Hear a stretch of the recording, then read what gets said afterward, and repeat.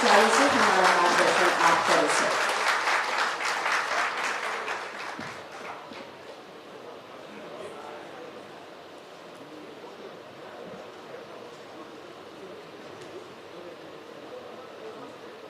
धन्यवाद सोनी जी।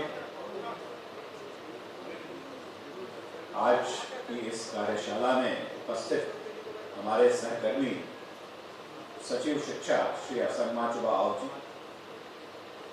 निदेशक एमडीएम सह विशेष सचिव श्री सतीश चंद्र झा जी, निदेशक प्रशासन श्री सुशील कुमार,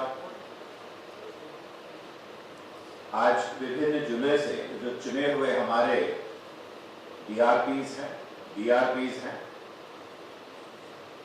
और हेडमास्टर्स के जो चुनिंदा प्रतिनिधिगण हैं, जिनको मास्टर ट्रेनर के रूप में प्रशिक्षित करने के लिए आज की इस कार्यशाला में आमंत्रित किया गया है, और हमारे मीडिया के साथीगण और शिक्षा विभाग के सभी अधिकारी।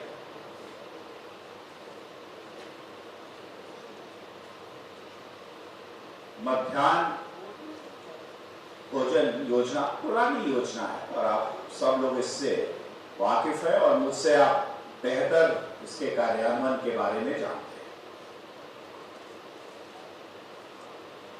2005 में इसकी शुरुआत की गई थी और धीरे धीरे इसको हम लोगों ने विकसित किया है, और आज के दिन में जो हमारी 1 से 8 तक की कक्षाएं हैं, उसमें जो बच्चे पढ़ रहे हैं उनके लिए मध्याह्न भोजन की व्यवस्था हम लोगों के द्वारा की जाती है। अधिकांश विद्यालयों में हमारे पास रसोइया है और वहीं पर मिड डे मील की व्यवस्था की जाती है, और कुछ एक जिलों में हम सेंट्रलाइज्ड किचन के माध्यम से जो स्वयंसेवी संस्थाओं के द्वारा जिसका संचालन किया जाता है, उसके माध्यम से एमडीएम की आपूर्ति कर रहे हैं। 1 से 8 तक के बच्चों में आप देखेंगे तो हमारे पास जो यूडाइस प्लस का डेटा है, लगभग 1,60,00,000 बच्चे हैं जो इस क्लास 1 से 8 के बीच में।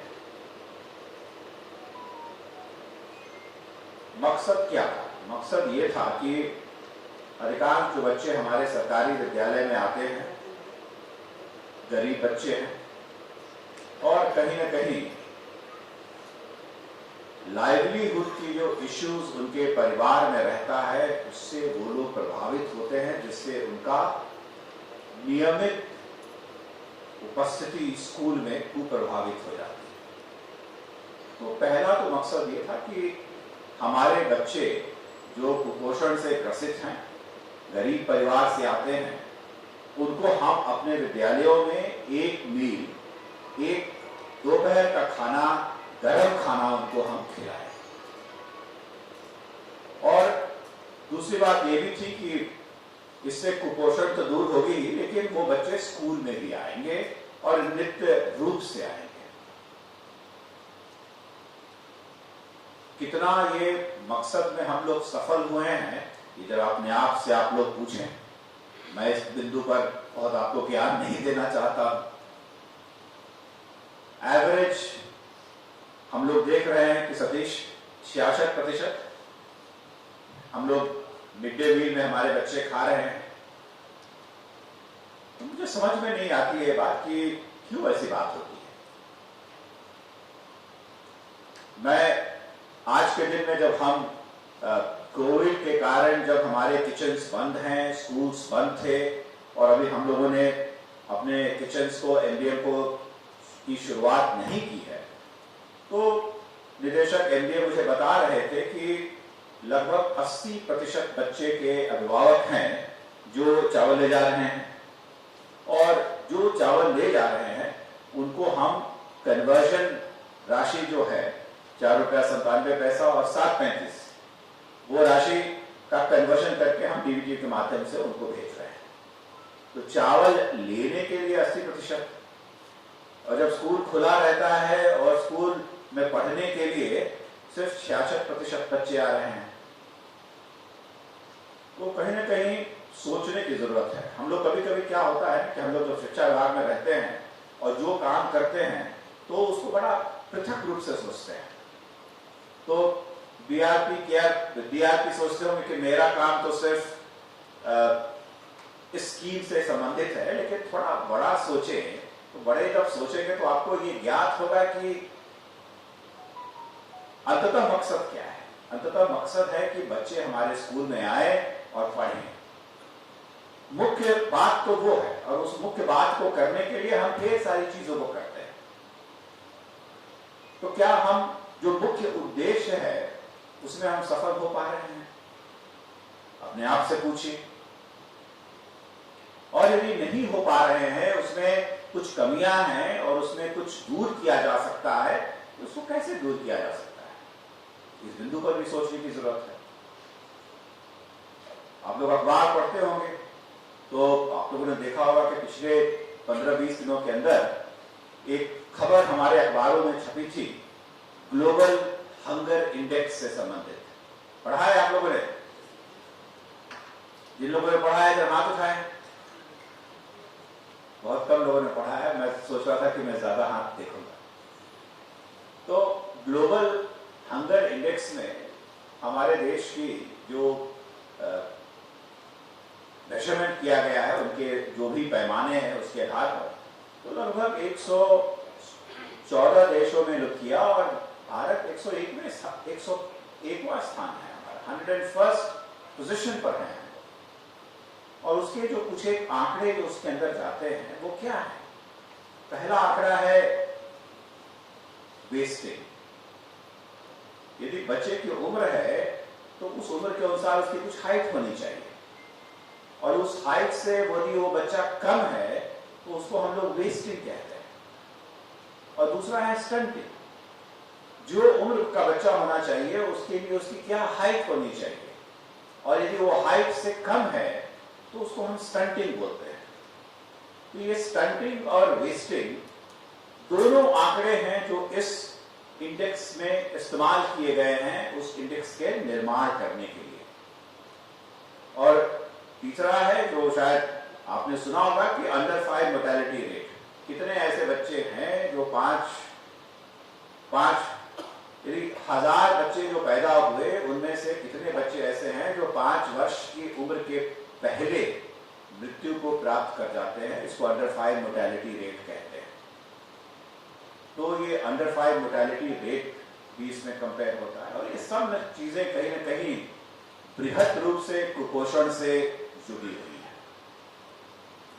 जब आप कुपोषित हो तो शरीर तो नहीं डेवलप करता है, लेकिन मस्तिष्क पर भी उसका बहुत बड़ा प्रभाव पड़ता है, और उस बच्चे की जो लर्निंग एबिलिटी है वो प्रभावित हो जाती है। तो लर्निंग एबिलिटी को कैसे दूर किया जाए, ये एक बात है हमारे पास। आपको याद होगा हम लोग बहुत वर्षों से हम लोग करते आ रहे हैं, एक गोली खिलाते हैं अपने बच्चों को एल्बेंडाजोल, ताकि उसके बच्चे के पेट में जो कीड़ा है वो मर जाए। ये कीड़ा क्या करता है? ये कीड़ा बच्चों के पेट में रहता है और उससे बच्चे का पोषण चुरा लेता है। तो जो चीज बच्चे के शरीर में जानी चाहिए वो इस कीड़े के शरीर में चला जाता है, तो हम उस कीड़े को निकाल देते हैं। लेकिन इसके प्रभाव लर्निंग आउटकम्स पर बहुत ही ज्यादा पड़ता है। और पूरे देश विदेश में रिसर्च किया गया है कि यदि हम डिवर्मिंग करा दें तो बच्चों की जो लर्निंग आउटकम्स है उसमें अप्रत्याशित सुधार आता है, और अच्छा पढ़ेंगे तो जिंदगी में लाइवलीहुड भी प्राप्त कर पाएंगे। इसलिए बहुत आवश्यक है कि इस मिड डे मील स्कीम को हम बहुत ही बेहतर रूप से चलाएं। भारत सरकार के द्वारा इसके चलाने के लिए जो राशि का फ्लो होता है, भारत सरकार, ये आप जानते हैं 60-40 की स्कीम है। इस स्कीम में 60% राशि भारत सरकार देती है, 40% राज्य सरकार देती है। तो ये पैसे हमारे पास आते हैं विभाग के स्तर पर, जहां से हम उसको फिर जिलों को भेजते हैं। लेकिन योजना का कार्यान्वयन हमारे 70,000 स्कूलों में होता है, तो वहां से वो राशि वहां जाती है। तो इसके फंड फ्लो में भारत सरकार ने आज जो नई तकनीक आ गई है और आज जो डिजिटलाइजेशन हो गया है, उसके तहत हम अब DFMS के माध्यम से कर रहे हैं, ताकि जो भी राशि फ्लो कर रही हो उसको हम ट्रैक कर सके।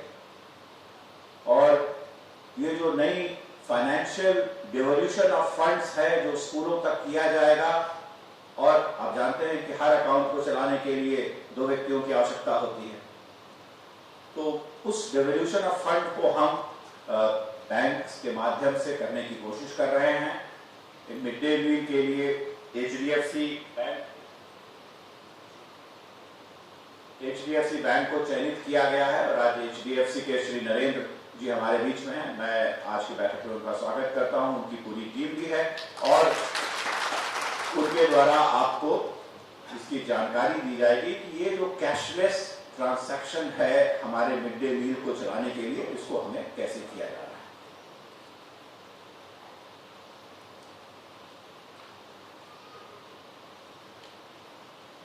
तो मैं तकनीकी दृष्टिकोण से क्या कुछ किया जाना है इस बिंदु पर मैं नहीं कहूंगा, लेकिन मैं आपसे ये अनुरोध करना चाहूंगा कि आपको चुना गया है as a master trainer Satish, तो आप सीख कर जाएंगे तो फिर जिले में जाकर के अपने सभी कोलीग्स को आप इस स्कीम की जो बारीकियां हैं उससे आप उनको प्रशिक्षित कर पाएंगे।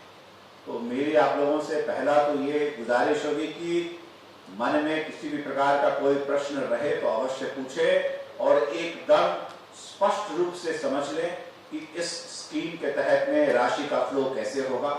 जब आप समझेंगे तब जाकर के अपने बाकी सहयोगियों को समझा पाएंगे। तो ये हमारे लिए बहुत ही आवश्यक है, इसलिए इस कार्यशाला को मत छोड़िएगा जब तक आपके मन में किसी भी प्रकार का कोई प्रश्न रहे। हाथ उठाइए, पूछिए, लंच के समय पूछिए, लेकिन सभी प्रश्नों का जब समाधान हो जाए आपके मन में तभी आप इस कार्यशाला से वापस जाए।